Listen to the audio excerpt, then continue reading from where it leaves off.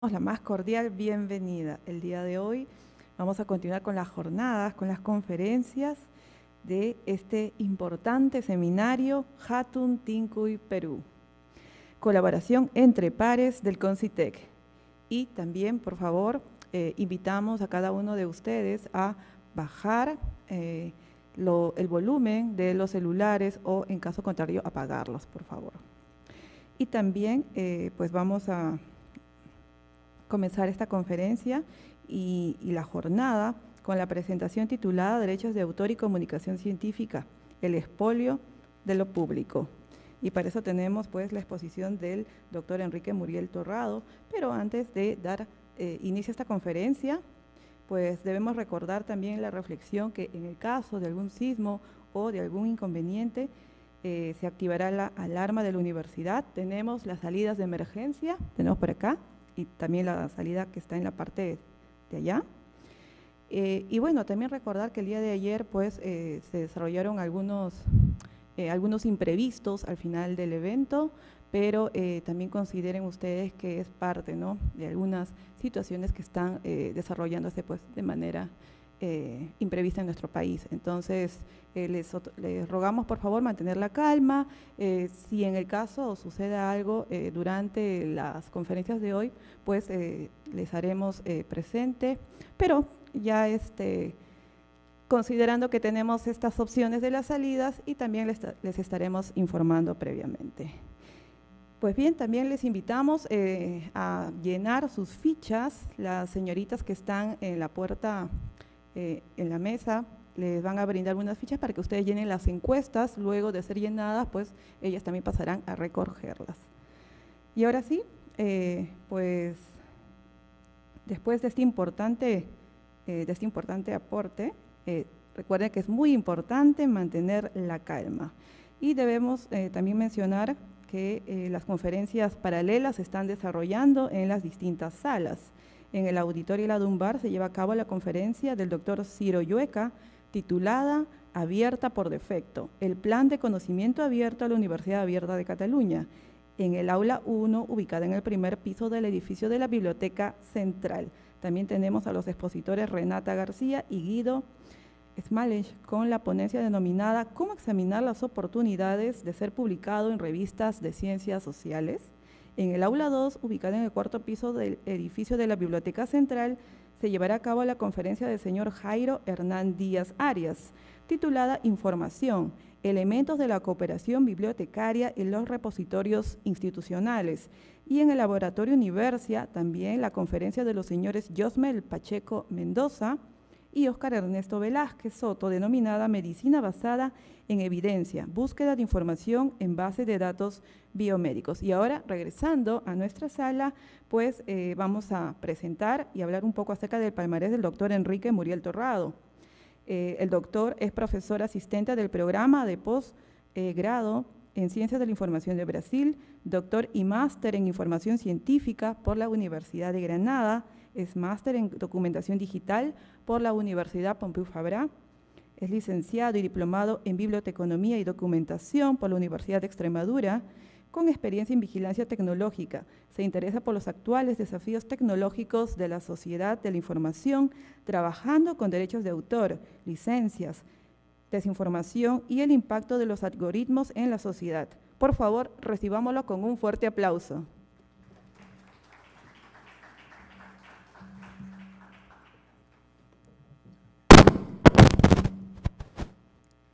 Hola, buenos días. Primeramente me gustaría agradecer esta oportunidad de estar aquí, me gustaría agradecer a la organización por haberme invitado. Es un auténtico placer poder estar en Perú y es un placer poder estar aquí con vosotros hablando sobre un asunto que son los derechos de autor, la comunicación científica, que normalmente no son los asuntos más divertidos que tenemos, pero que son fundamentales para entender también cómo funciona el sistema de comunicación científica. Mi idea aquí es traer un debate, traer un conjunto de cuestionamientos para que después penséis un poco sobre el asunto y penséis si estáis de acuerdo o no estáis de acuerdo. Y tengáis una idea un poco diferente, o por lo menos me gustaría presentar una idea un poco diferente de cómo veo los derechos de autor, particularmente en el contexto de la comunicación científica. Aproximadamente vamos a ver ese sumario aquí, derechos de autor.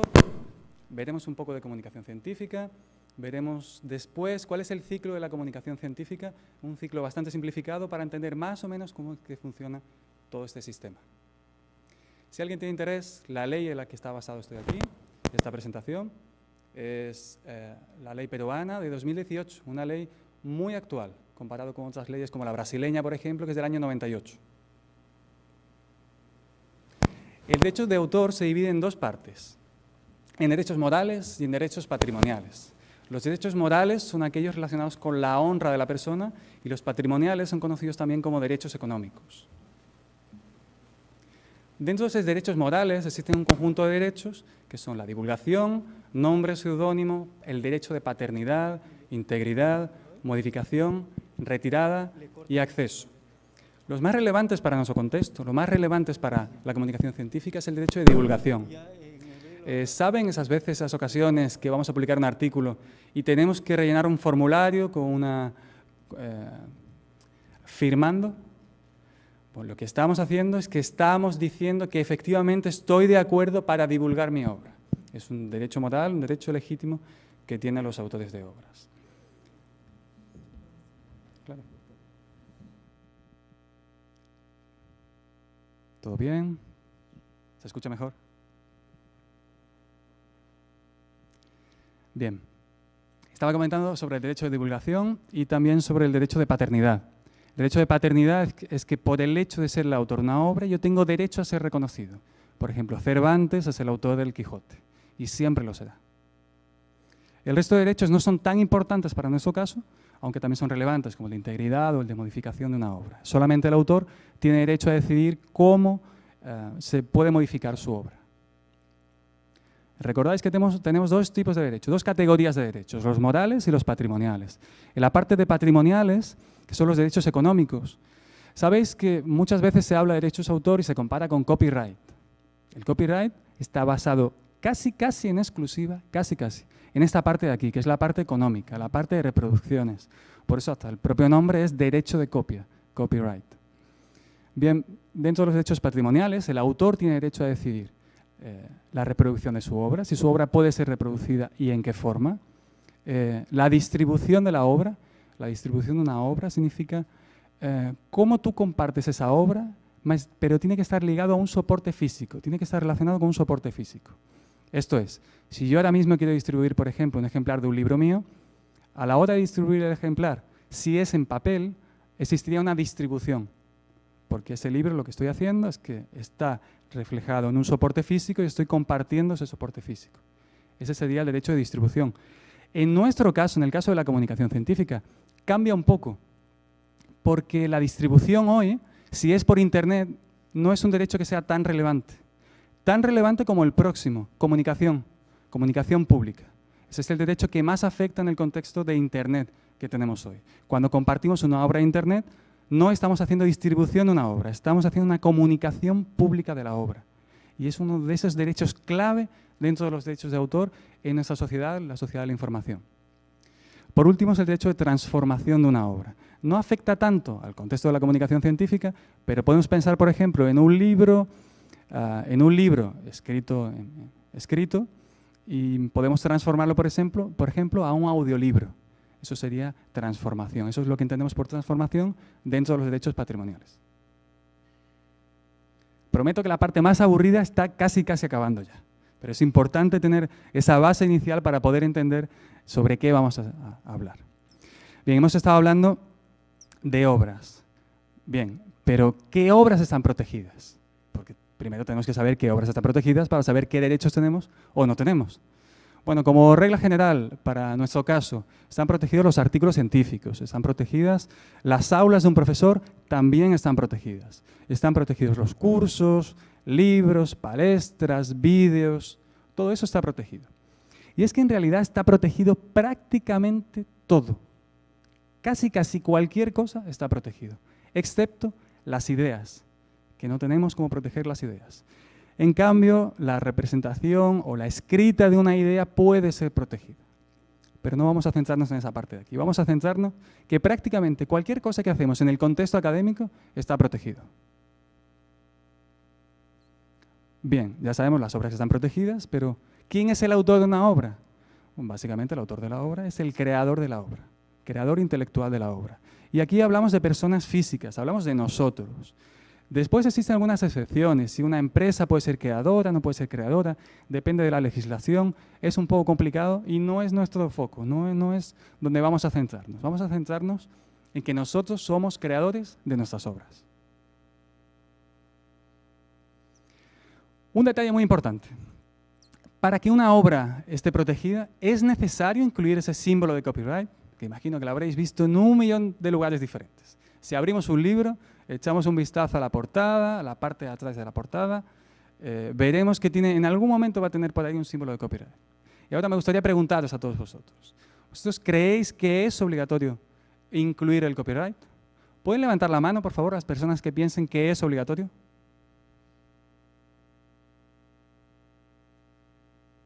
Manos tímidas he visto por aquí, muy tímidas. Lo cierto es que no es obligatorio.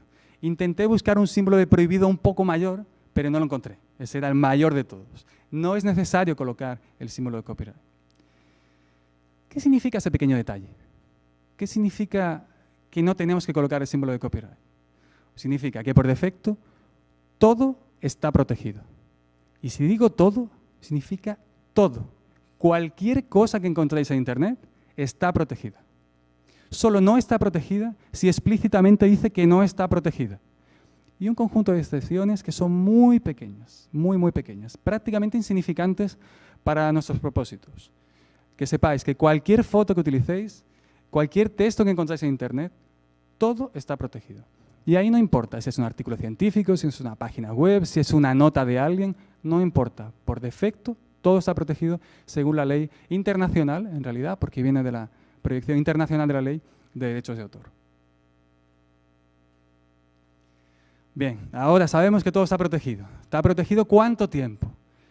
Bueno, aquí vamos a diferenciar lo que hablábamos antes. Existe un conjunto de derechos, que son los derechos morales, que aquel derecho de paternidad, son los derechos de la honra. Tengo derecho a ser reconocido por ser el autor de tal obra. Esos derechos morales no pueden ser transmitidos. Esto es, si yo soy el autor de una obra, yo no puedo hacer una transferencia de esa autoría para un tercero. Por defecto no podemos hacer eso. ¿Y cuánto dura? ¿Durante cuántos años soy el autor de una obra? Antes estaba hablando de Cervantes, que ya creo que murió hace bastante tiempo ya, hace algunos siglos murió.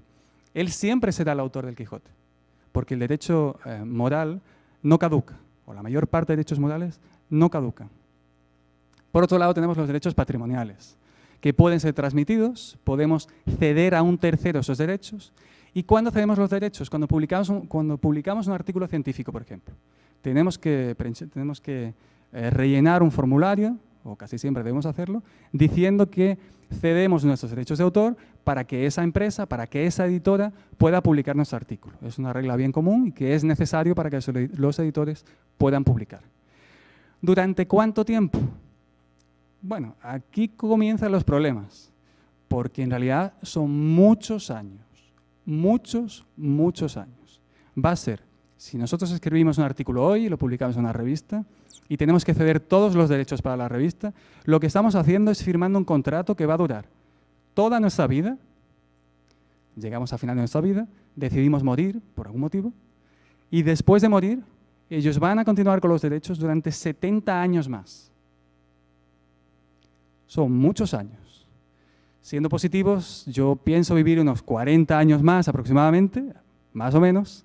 Si sumamos 40 más 70, tenemos que durante 110 años estoy cediendo mis derechos. 110 años. Son muchos años, es mucho tiempo. Este es uno de los problemas que tenemos con derechos de autor. Bueno, pero si hay tanto problema, entonces, ¿de qué estamos hablando? Los derechos de autor, en realidad, es un monopolio que nosotros como sociedad concedemos a un autor porque desde el inicio de esa creación intelectual pensábamos que es importante fomentar la creación de obras intelectuales. Y como es importante, cedemos un monopolio para que esa persona pueda explotarlo, pueda vivir de ello y continuar produciendo más ciencia o más conocimiento. Esa es la idea que está atrás. ¿Será que los derechos de autor son infinitos? ¿Será que eso llega hasta el final de los tiempos casi, pero existen algunas excepciones, son pocas. Esas de aquí son exclusivas de la ley peruana, que hay que reconocer que es una ley, desde mi punto de vista, bastante bien hecha. Es una ley que ha sido pensada, ha sido reflexionada, y aunque tiene algún elemento que llama la atención, es una ley que, como veremos, tiene excepciones que son fundamentales para bibliotecas, para archivos y para centros de documentación. Y es una opción que no existe, por ejemplo, en Brasil. Existe en algunos países, en Argentina tampoco existe esa opción, pero en Perú existe, y es una ventaja en realidad. Bueno, si comentaba que es un monopolio, ese monopolio tiene algunas restricciones. ¿Cuáles son? Por un lado, podemos hacer una reproducción de una obra, esto es, si tenemos un PDF, ¿saben ese Control-C, Control-V, que es copiar y pegar esa obra? Podemos hacer eso siempre que cumplamos con estas condiciones que tenemos aquí. Deben ser breves extractos de la obra, breves extractos de la obra. Si estamos copiando un PDF, copiando y pegando, ¿eso es un breve extracto de la obra? Según la ley, parece que no. Otra opción para hacer reproducción es si es con fines de enseñanza. En el contexto de la enseñanza tenemos un poco de flexibilidad para utilizar obras de terceros para poder enseñar. Curiosamente, la ley peruana dice sin fines de lucro y lo repite 2 veces en la parte de reproducción. Parece que solo una vez no es suficiente. Tienen que insistir que no puede tener fines de lucro. Bueno, eso viene de una directiva internacional también, que insiste mucho en la parte de fines de lucro. También dice que la reproducción debe ser en la medida justificada. No podemos llegar y reproducir un libro entero y decir que eso es una medida justificada, porque generalmente no lo será. Debe ser la medida justificada para los fines perseguidos. Si es de enseñanza, de enseñanza. Y por otro lado tenemos la parte de usos honrados, que es un término que me gusta mucho, porque la honra es una cosa muy importante. Tal vez esté más ligado con la ética que con la honra, pero en cuestiones jurídicas se utiliza más el concepto de honra. ¿Qué significa usos honrados? En el caso de la ley peruana parece que lo que significa es que tenemos que citar autor y fuente. Es decir, que no podemos hacer un mal uso de esa obra haciéndolo pasar como si no fuese nuestra, por ejemplo. Tenemos que citar cuál es el autor y cuál es la fuente de esa reproducción que hemos hecho. Y por último, que no tenga fines comerciales, nuevamente. Sí. ¿Pueden pasar un micrófono, por favor?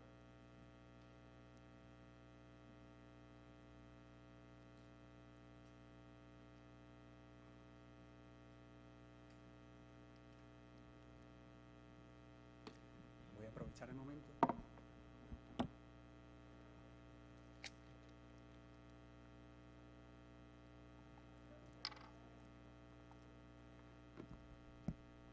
Lo decía para que se grabase en el vídeo también, para que se pudiese escuchar en el vídeo. Ya está viniendo por aquí, está siendo rápido.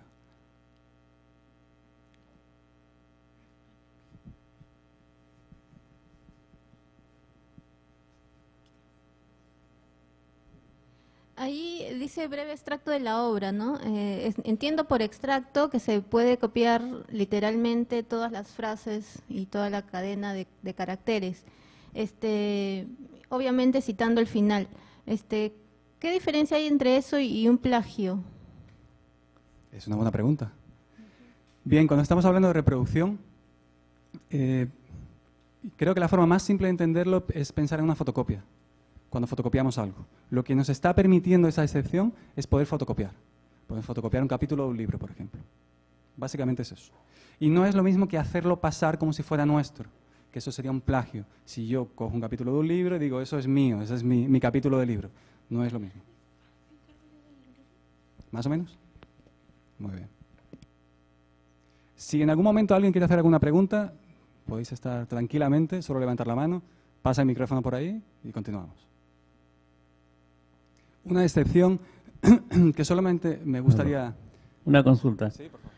Si yo veo un libro y me interesa para la enseñanza, yo lo puedo ya adecuar a algunas cuestiones didácticas, pero no voy a estar citando, sino lo menciono en una parte de metodología que lo estoy adecuando a la enseñanza. ¿Cómo sería la parte legal allí? Gracias. La mejor fórmula para hacerlo es dejar muy, muy claro qué es tuyo y qué no es tuyo.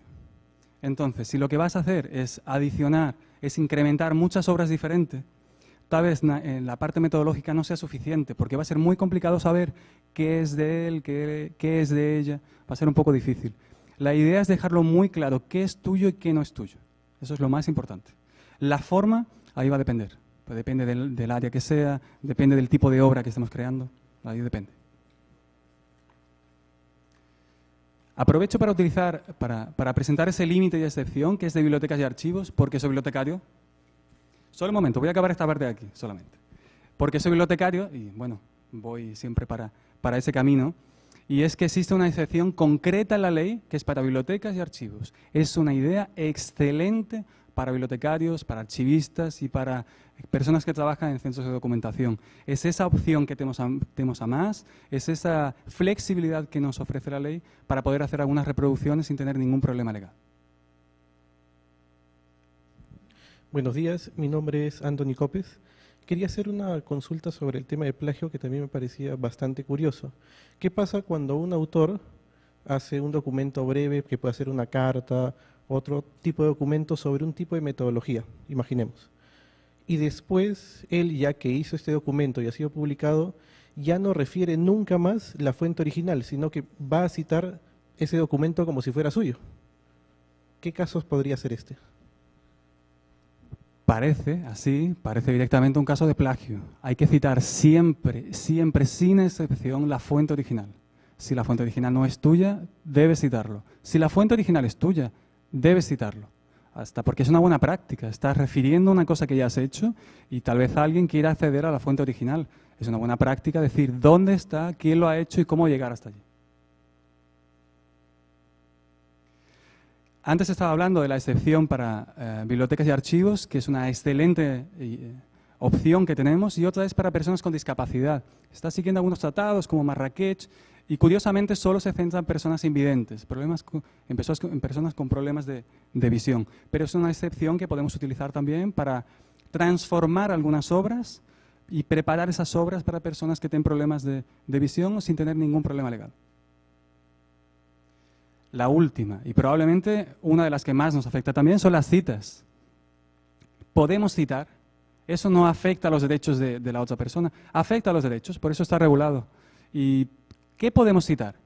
Primero, obras ya divulgadas. ¿Recordáis que antes hablábamos de derechos morales y derechos patrimoniales? Esa es una parte de los derechos morales. Yo como autor tengo derecho a decidir cuándo voy a divulgar mi obra. Y tú, si mi obra no ha sido divulgada, no tienes derecho a citarla si no fue divulgada. Eso es lo que nos dice la ley peruana sobre derechos de autor. Otra de las opciones, todos esos debemos sumarlas, todas esas opciones son sumadas, es decir, debe ser una obra divulgada, debemos citar autor y fuente, debemos utilizarla conforme a los usos honrados y debe ser en la medida justificada para el fin perseguido, que significa, no sabemos qué, significa que bueno, si tenemos un fin y ese es el camino para llegar a ese fin y no es excesivo y no daña los derechos del autor, entonces sí, eso es lo que significa. Solo que lo dice de una forma que sea lo más flexible posible para adaptarse a diferentes situaciones. Una pregunta para vosotros. ¿Compartís los artículos científicos que publicáis en editoras comerciales que se reservan todos los derechos? ¿Pueden levantar la mano, por favor, las personas que comparten sus artículos científicos, sus libros, que publican en editoras a las que ceden todos los derechos? ¿Pueden levantar la mano, por favor, las personas que no comparten esos artículos que publican editoras cuando ceden todos los derechos? ¿Tenemos a alguien por ahí? ¿Tenemos una mano tímida solo? No voy a responder, ¿eh? Vamos a seguir con la parte de comunicación científica. Una definición simple para que todos entendamos qué es comunicación científica. Es una de las más simples que he encontrado. Y también es de una bibliotecaria, estoy privilegiando un poco también a los bibliotecarios que jugamos un papel importante en esa parte de comunicación científica, derechos de autor y todo esto. ¿Qué creéis que un científico pensaba en el año 1780 cuando iba a publicar un trabajo? ¿Cuál era la pretensión que tenía? ¿Cuál de esas casillas creéis que podríamos rellenar? ¿La de reconocimiento? ¿La de ganar dinero? ¿O la de contribuir a la ciencia? Daría para marcar dos, tal vez. Reconocimiento, porque todos deseamos reconocimiento. Es la moneda de pago que tenemos, es el reconocimiento. Es el motivo por el cual yo estoy aquí ahora mismo, por reconocimiento. Ya que nunca hay dinero envuelto, por lo menos hay reconocimiento. Y también la parte de contribución a la ciencia. Oye, contribuir a la ciencia es una cosa maravillosa y muy complicado. Hacer un artículo científico es difícil. No todo el mundo consigue hacer un artículo científico de la noche a la mañana. Requiere mucho tiempo, mucho esfuerzo. Y lo que estamos buscando, lo que vamos detrás es de esos dos elementos. Y no olvidéis esos dos elementos. Reconocimiento y contribuir a la ciencia. Porque en ninguno de ellos hay dinero en el medio. En ninguno de ellos tenemos la retribución económica. Ahora vamos a ver, es la parte más divertida para mí. No sé si para vosotros también. El ciclo de comunicación científica. He creado un diseño de un pequeño ciclo de la comunicación científica, que lo explicaré brevemente. Está muy simplificado, pero es particularmente para la gente que no tiene tanta experiencia, tal vez, con la parte de comunicación científica, para que sepa más o menos cómo es que funciona todo esto. En la parte de arriba tenemos una señora, que es una profesora, una profesora de una universidad pública. Y resulta que ella necesita acceder a eso que está, esa parte de aquí, necesita acceder a información científica, que básicamente son bases de datos que tienen un montón de revistas y un montón de artículos. Resulta que después de leer mucho eso de aquí, ella va a escribir un artículo. Va a intentarlo por lo menos. Una vez lo intenta y se esfuerza muchísimo para escribir un artículo, va a tratar de publicarlo en la famosa revista Science, más o menos. Una vez la revista ve su artículo, y le gusta el artículo, claro, va a publicarlo aquí. Y una vez ese artículo es publicado, vuelve a formar parte de esas bases de datos para poder acceder a toda la información científica. Eso sería el ciclo de comunicación científica que vamos a ver, y vamos a contraponer la parte de derechos de autor y la parte del dinero también. ¿Qué es lo que sucede con el dinero en todo este ciclo de la comunicación científica? En la primera parte, como decía, tenemos el acceso. En la segunda parte tenemos la parte de investigación, la parte de la escrita.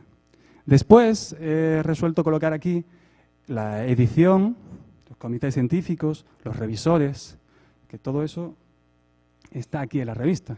Y es mucha gente en algunas ocasiones. Es complicado ser editor de una revista. A veces necesitamos un conjunto de profesionales de alto nivel que no siempre es fácil de encontrar. Después la revista va a utilizar tu artículo, si lo aprobó, va a maquetarlo, en algunas ocasiones va a cobrar algo para publicar. Y por último, lo vamos a publicar ya con el sello de la revista y vuelvo otra vez a la parte de acceso. ¿Qué sucede con el copyright en todo esto? ¿Qué es lo que está pasando? ¿Para dónde va el copyright en cada uno de los casos?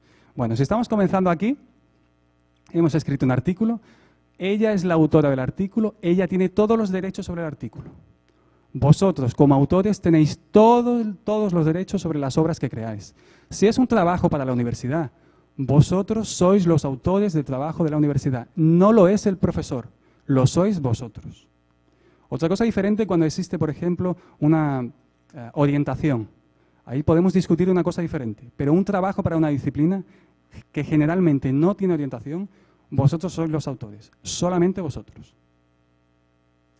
Bien, tenemos todos los derechos, lo llevamos a una revista, firmamos un documento, que sabéis, tenéis que colocar ahí todos vuestros datos, decir que estáis de acuerdo, y es un contrato de cesión de derechos. Lo que sucede es que pasamos los derechos, el copyright, lo estamos pasando para la revista. A partir de ahí, si esa revista es de acceso restringido, lo que hace es cerrar esa investigación y colocarla cerrada en la base de datos. Eso sería el ciclo tradicional que hemos tenido durante 20, 30, 40, 100, 200 años en la comunicación científica. Así es como tradicionalmente funciona la comunicación científica.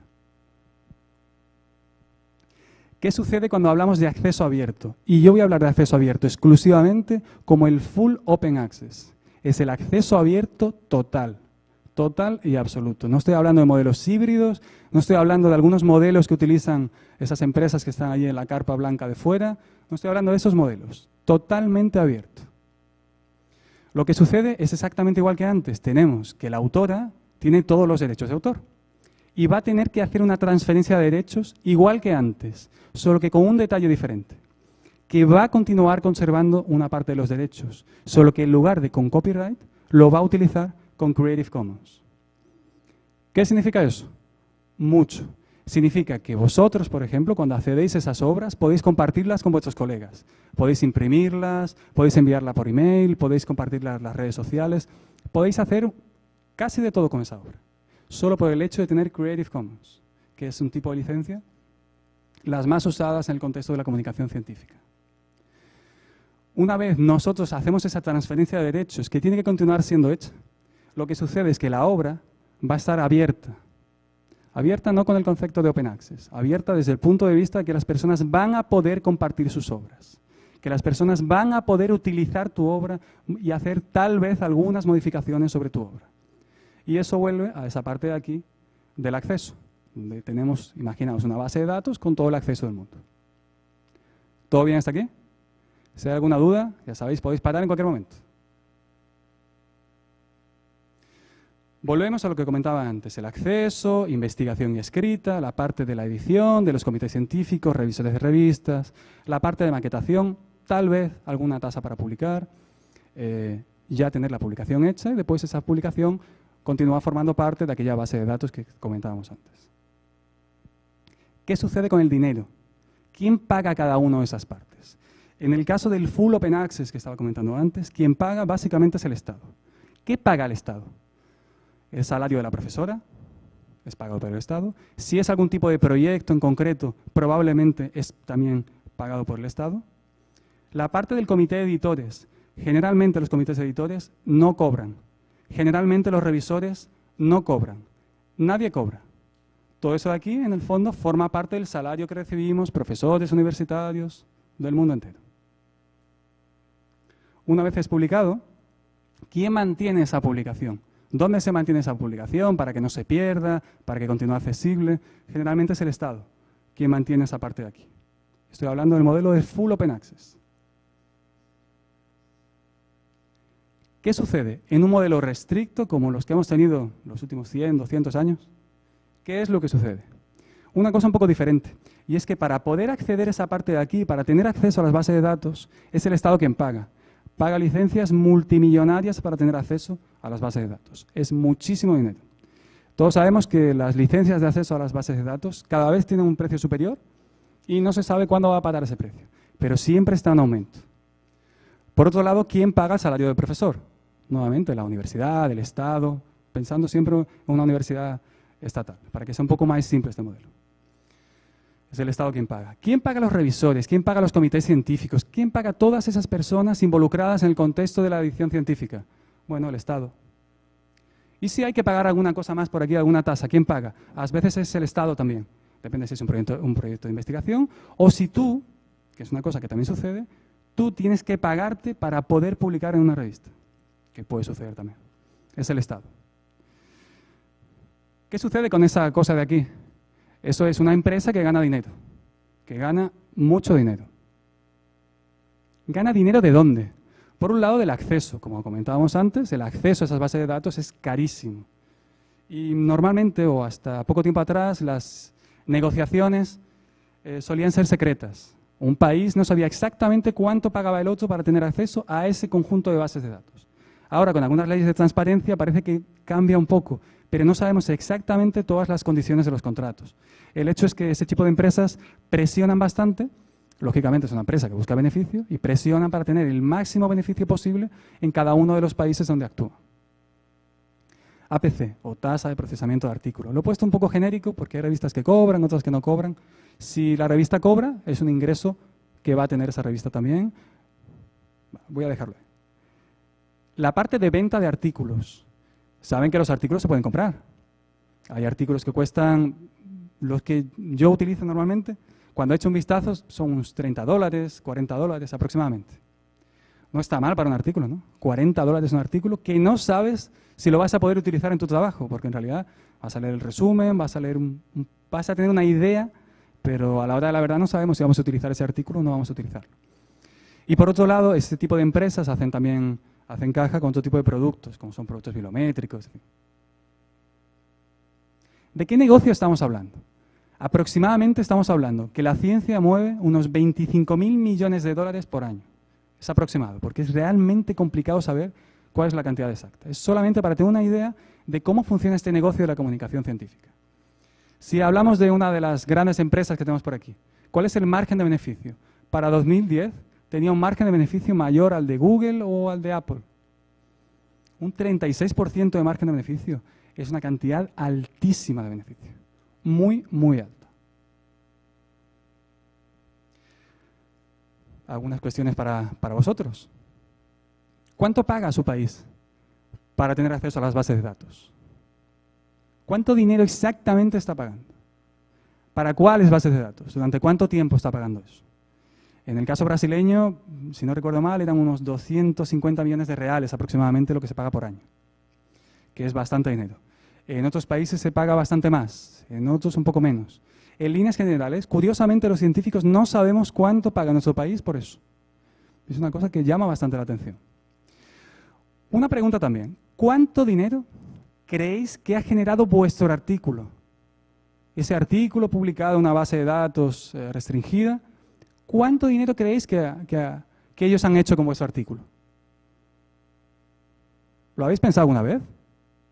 ¿Cuánto genera lo que vosotros hacéis? Porque imagino que algo debe generar, ya que el negocio gira en torno a eso, alguna cosa estarán ganando, imagino. Y la pregunta más importante, ¿cuánto habéis ganado por publicar un artículo? ¿Cómo? ¿Cuánto? Pero, ¿cómo es posible? ¿Pero quién produce la ciencia? ¿Quién crea la ciencia? ¿Son esos de aquí o sois vosotros? ¿Y cómo es posible esto? Si vosotros no ganáis dinero, que sois los creadores, sois los que hacéis la materia prima a partir de la cual ellos trabajan, ¿cómo es posible que sus beneficios sean estos? Y vosotros, ¿cuánto decís que habéis ganado? 0. Parece poco. Posibles soluciones. ¿Será que Sci-Hub es una solución? ¿Podéis levantar la mano, por favor? ¿Quién alguna vez haya escuchado que alguien ha utilizado Sci-Hub en alguna investigación? Qué bien que tenéis oídos, que habéis conseguido escuchar a alguien hablando sobre eso. ¿Será que esa es una solución? La verdad es que no es una solución. Eso es una respuesta a un problema, y un problema de acceso que tenemos todos. Cuando tu país no paga una determinada base de datos y necesitas artículos de esa base de datos, es un problema. ¿Qué hacemos? Intentar buscar la solución más fácil. Y la más fácil puede ser ese pajarito ahí que auxilia bastante cuando estamos apurados y no tenemos dinero para poder pagar. Pero lo cierto es que no es una solución. Es simplemente una respuesta a una situación que es manifiestamente injusta. Como conclusiones, me gustaría, como dentro de las conclusiones finales, simplemente que pensarais un poco. Vosotros estáis produciendo la ciencia. Sois vosotros. Existe un intermediario que se lucra tal vez de una forma que no sea muy leal, precisamente. Se lucra exponencialmente con lo que vosotros hacéis. Si sois parte de un comité, voy a aprovechar para volver. Si sois parte de un comité editorial, de alguna de las comisiones de las revistas, no vais a cobrar absolutamente nada por eso. Si sois revisores, no vais a cobrar nada. Revisar un artículo lleva mucho tiempo, mucho esfuerzo, no es fácil. ¿No es un poco extraño el modelo? ¿No es un poco extraño que nosotros producimos una materia prima, nosotros hacemos una parte de la modificación de la materia prima y a la hora de ser comercializado, nosotros perdemos nuevamente? Bueno, ese es el modelo de comunicación científica que tenemos hoy.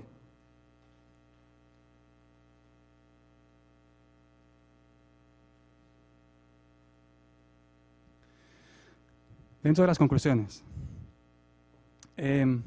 si cedemos nuestros derechos de autor, que es lógico cederlo, hasta con Creative Commons tenemos que ceder derechos de autor, es una cosa perfectamente aceptable, tal vez deberíamos pensar si vamos a ceder esos derechos para cuál es la contraprestación, qué vamos a tener en cambio. Tal vez una posibilidad sería hacerlo para cobrar algo para poder publicar, podría ser una opción. Otra opción podría ser para acceder, para compartir, para reutilizar gratis esa obra. Nuestra obra.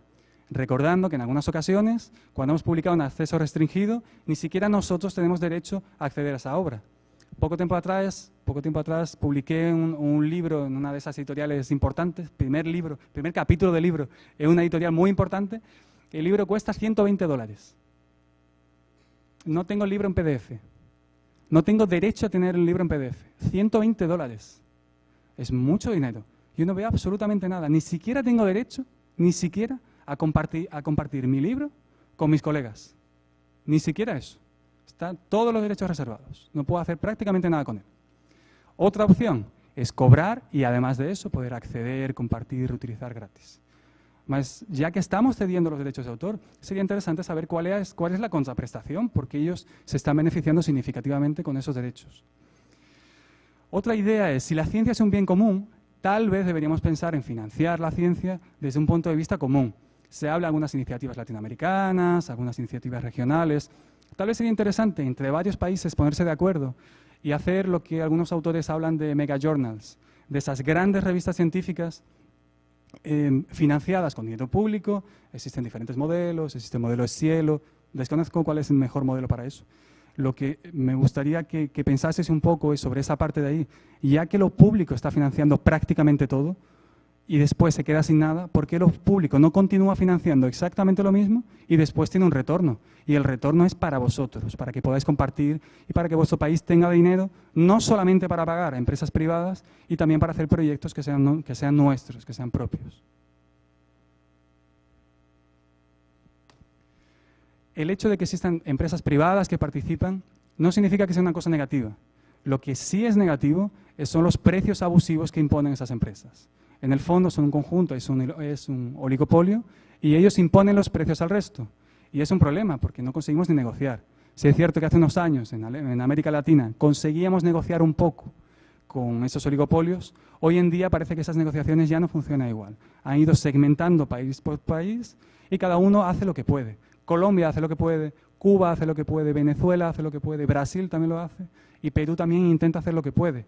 El problema está que el poder de negociación, cuando tú haces lo que puedes, no es lo mismo que el poder de negociación cuando te unes con los otros y ahí puedes enfrentarte y decir, oye, una población de no sé cuántos millones de personas no van a acceder a esas bases de datos si el precio no es.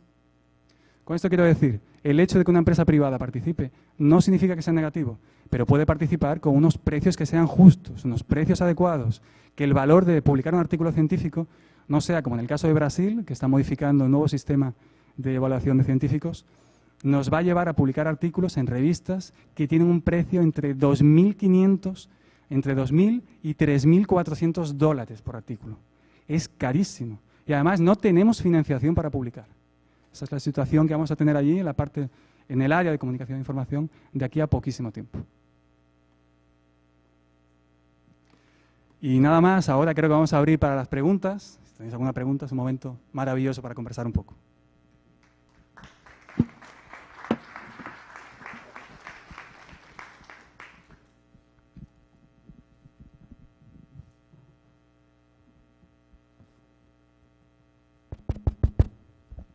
Pues bien, agradecemos esta brillante participación del doctor Muriel Torrado. Por favor, las personas que tengan sus consultas, sus preguntas, levanten la mano para que las asistentes puedan acercarse con el micro. Buenos días. Quería hacer una consulta también sobre otros puntos otros tipos de producción científica que también se están dando en nuestro país. Por ejemplo, en el campo de la medicina, últimamente se está haciendo producción de guías de práctica clínica basadas en evidencias, que también siguen una metodología científica y contribuyen desde ese punto de vista a la producción. Pero la mayoría de estas son realizadas por agencias gubernamentales y el manuscrito además tiene un poder administrativo, o sea, el manuscrito se hace y es de aplicación inmediata en la agencia gubernamental en la cual se realiza o en el ámbito de aplicación que se estipula. Pero muchas veces estos manuscritos también son enviados a revistas científicas para ser publicados bajo la figura de guías de práctica clínica o de artículos de revisión. En ese momento, a nosotros, por mi parte, que soy de un comité editor, se nos da la discusión de los derechos de propiedad intelectual, ¿no? al final estamos tomando un manuscrito que pertenece a una agencia gubernamental y lo estamos publicando en una revista en donde estos derechos se van a ver compartidos o se van a ver de repente disminuidos. Más o menos quería saber su opinión al respecto, ¿no? Pero estamos hablando de informes, por ejemplo. De guías de práctica clínica basadas en evidencias, ¿no? Que siguen también una metodología científica de revisión de información y de generación de recomendaciones basadas en evidencias. ¿Y quién sería el autor de esa obra? ¿El autor sería esa comisión que hace eso? Claro, o sea, hay un grupo de expertos que realizan eso, pero lo realizan en nombre de una agencia gubernamental, que es quien la financia y que tiene esa división de realización de guías de práctica clínica. Bien, eso va a depender, recuerdas que antes estábamos hablando de personas físicas y personas jurídicas. Ahí va a depender exactamente lo que diga la legislación peruana sobre personas jurídicas, si tienen derecho o no. Lo que se realiza en algunos países, o lo que se hace en la UNESCO, por ejemplo, es que hay una persona que es la responsable por la obra, o a veces es la propia autora de la obra, a veces es organizadora de la obra, si funciona con un equipo, y se publica con el nombre de esa persona y con la organización también. Tal vez la mejor práctica sería hacer una cosa parecida. El caso de publicaciones de entidades públicas, que son publicaciones que llevan el nombre directamente de la entidad pública, se aplica, por ejemplo, a leyes. Cuando antes me refería a la ley, como podréis ver en la bibliografía, la referencia bibliográfica está Perú, está ley tal, y no se considera que exista un autor, porque no tiene mucho sentido. El autor es el Estado, en ese tipo de casos. En ese caso en concreto, que es un caso más específico, que es un tipo de investigación, tal vez lo más adecuado sería saber quién es el autor de la obra, o colocar a una persona o un grupo como autor de la obra, y también con la dependencia del determinado órgano donde trabajen. Tal vez sería la forma más adecuada.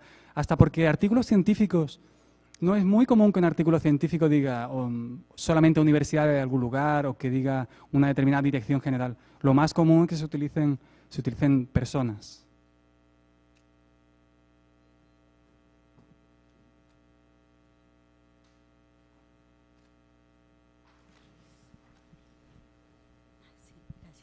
Muy buenos días. Con respecto a los límites y excepciones en las bibliotecas, yo soy bibliotecóloga y he visto varios casos de docentes que digitalizan los textos en su totalidad y los difunden a sus estudiantes. Y muchas veces piden a la biblioteca que también se registre en alguna plataforma, obviamente con una autentificación de clave y contraseña. Quisiera saber, bueno, y ellos se amparan en los fines académicos, ¿no? Obviamente ese libro, la biblioteca compra un ejemplar y lo digitalizan para todos los estudiantes. Quisiera saber hasta qué límite tiene esa acción y cómo se hace en su país, ¿no? Ese tipo de difusión de los materiales académicos, ¿no? Gracias. Es una pregunta muy complicada en realidad. En el caso español lo que se hace es que todas las universidades están obligadas a pagar una cuota de derechos de autor por cada alumno. Una cantidad de la matrícula que ellos tienen que pagar es para derechos de autor. Es una cantidad pequeña, pero hay que pagarlo. A partir de ahí, digitalizar una obra, por ejemplo, es una reproducción de una obra. Si vamos a hacer eso, tiene que ser para determinados fines. Lo que dice la ley es que una biblioteca puede hacerlo, pero son fines de conservación, básicamente. No es para disponibilizar la obra. Eso es lo que dice la ley. Yo solamente voy a comentar lo que dice la ley. Una cosa diferente es lo que al final sucede o lo que las personas hacen. Vosotros podéis hacer lo que queráis. Si queréis poner como autor a un perro, podéis hacerlo sin problema. Podéis hacer lo que vosotros queráis. Lo que dice la ley no es eso. Lo que dice la ley es que si alguien disponibiliza una obra, por ejemplo, una disciplina, mis alumnos me piden normalmente algunos libros. Nunca disponibilizo libros.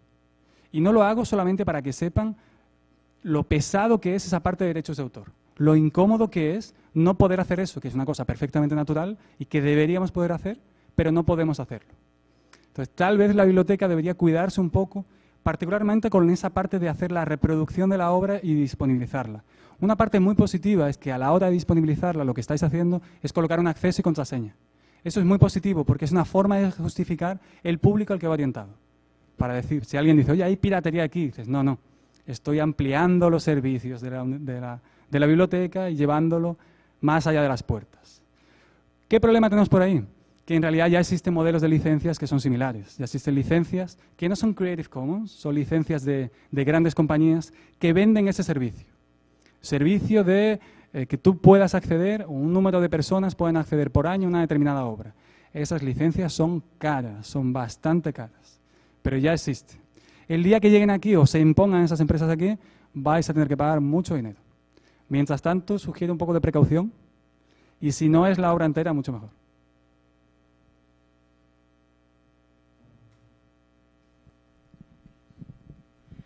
Buenos días a todos. Mi nombre es Ketty Barrantes.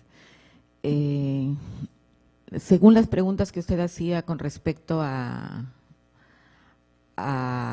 el pago que se realiza y la cantidad de dinero que ganan estas empresas, bueno, eso responde al modelo económico que definitivamente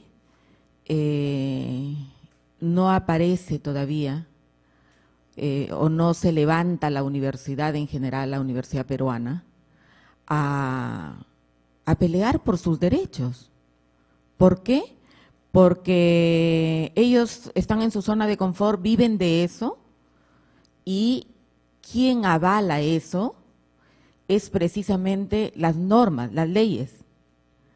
¿Por qué? Porque en ese momento sale que el docente para hacer tal cosa tiene que estar publicado en Scopus, tiene que, no sé, se inventan cada cosa solamente para mantener esa usura. Y como digo, no recibe nada el que realmente lo hace. No es lo único, ni somos en realidad la política está así, pero el modelo económico, independientemente de eso, es que la universidad es poderosa.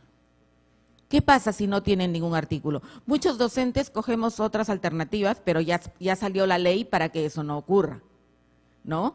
¿Por qué? Porque inclusive en algunos otros países he visto que se junta un grupo inclusive familiar y publica, hace cosas y se mantiene vigente pues en la ciencia y todo y cobran, que es lo que usted hablaba de lo privado, cobran por inscribirse en el seminario y presentar sus investigaciones y finalmente ellos mismos los publican. Pero las leyes ya prohibieron de alguna manera, como les están quitando parte de la torta, entonces ahora la nueva ley tiene que tener publicación de tal o cual. O sea, definitivamente yo creo que la universidad es poderosa y algún día ojalá abramos los ojos y luchemos por los derechos. Puede haber un servicio donde a todos nos paguen nuestro trabajo. No se quiere hacer usura con la ciencia, pero por lo menos el que todos estén pagados y que el Estado avale, eso sería suficiente para transformar y cambiar este sistema tan negativo y que deteriora al científico. Gracias. Tenemos que pensar que los fines de la ciencia son fines sociales, son fines de desarrollo, son fines de mejora como sociedad. ¿Qué es lo que queremos en el futuro para mejorar? Y sucede que para poder hacer eso formamos parte de esa comunicación científica. El sistema actual de comunicación científica no parece favorecer en concreto a algunos países. Otros parece que se favorece un poco más. Más en líneas generales, países latinoamericanos no son muy favorecidos. Y ahí, por ejemplo, hemos hablado estos días varias veces, varios colegas han comentado sobre la evaluación científica, cómo funciona la evaluación. Por el hecho de publicar un artículo en una revista de Web of Science, parece que tu artículo tiene mucho valor. Y si publicas en una revista de acceso abierto brasileña, por ejemplo, parece que tiene menos valor. En realidad, si vamos a valorar el artículo, debería ser por la calidad que tiene el artículo y no por el vehículo donde estamos publicando. Sería una cosa similar a, tenemos un coche y para saber si nuestro coche es bueno, es malo, es rápido, juzgamos el coche por el barrio donde lo aparcamos. Y no estamos viendo cuál es el modelo de coche que tenemos, si funciona, si no funciona. Tal vez deberíamos unirnos e intentar cambiar eso de ahí.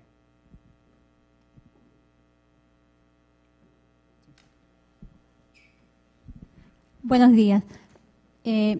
Escuché que había una excepción para poder un poco compartir la propiedad o la publicación, un artículo científico en este caso. Si es que fuera con fines de enseñanza, Yo podría publicar el artículo completo en un syllabus, por ejemplo, un artículo que no es open access. ¿Un artículo con todos los derechos reservados? Sí, si es para enseñarlo, ¿es posible o no? ¿El artículo es de quién? ¿Es tuyo? Es mío, pero ya está en una revista que no es open access. Yo quiero compartirlo con los alumnos. ¿Cuál sería el medio? Te voy a decir lo que dice la ley y lo que hace la gente. La ley dice que tú no puedes compartir tu artículo con tus alumnos. Eso es lo que dice la ley. ¿Qué va a suceder? Probablemente nada. Porque en el fondo tú estás dando materia prima para las revistas y la revista no va a reclamar de tu propio artículo en tu curso. Ellos no van a hacerlo. Pero lo cierto es que la ley, siguiéndola al pie de la letra, te dice que tú, recordáis que hablábamos de derechos morales, patrimoniales, y cedíamos los derechos patrimoniales, que son los económicos. Quien tiene derecho a explotar ese artículo no eres tú, porque has cedido los derechos a las grandes bases de datos. Son ellos los que tienen derecho para ganar dinero, para hacer todo el dinero que ellos quieran. Que, por cierto, una cosa muy interesante. Sería maravilloso si esas bases de datos, si hay alguien por aquí de una de esas, por favor, que abran, que digan exactamente cuánto dinero da cada artículo. Que los autores sepan, ya que estamos publicando en una revista del Sevier, por ejemplo, ya que estamos publicando allí, sería muy interesante saber cuánto estamos generando para ellos. Ya que esa información ellos la tienen, sería interesante que la dejaran transparente y pública para todos.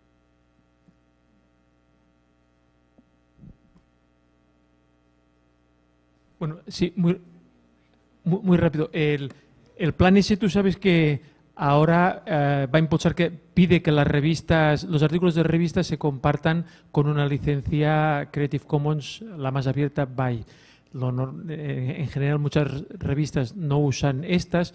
Tú has usado la compartir igual. ¿Cuál es tu opinión sobre esta cuestión?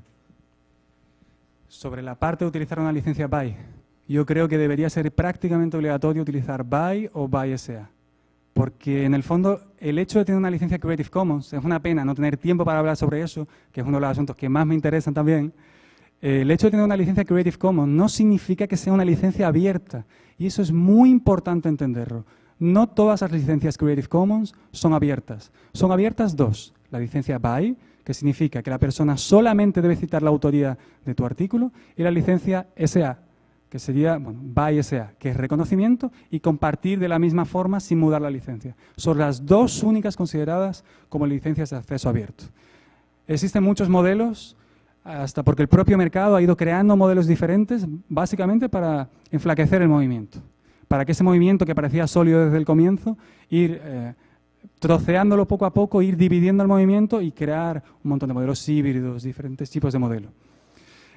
También entiendo que cada obra tiene un tipo de licencia diferente, depende de la obra que tengamos. Existen obras, por ejemplo, que, reservar todos los derechos no tiene muchos problemas. Existen otras que sí. De cualquier forma, en el caso de la academia, que es nuestro caso, es muy importante utilizar una licencia Creative Commons, independientemente de cuál, porque podemos utilizar, reutilizar, compartir esa obra sin pedir permiso absolutamente a nadie. Por eso siempre insisto en la importancia de, por lo menos, utilizar alguna licencia.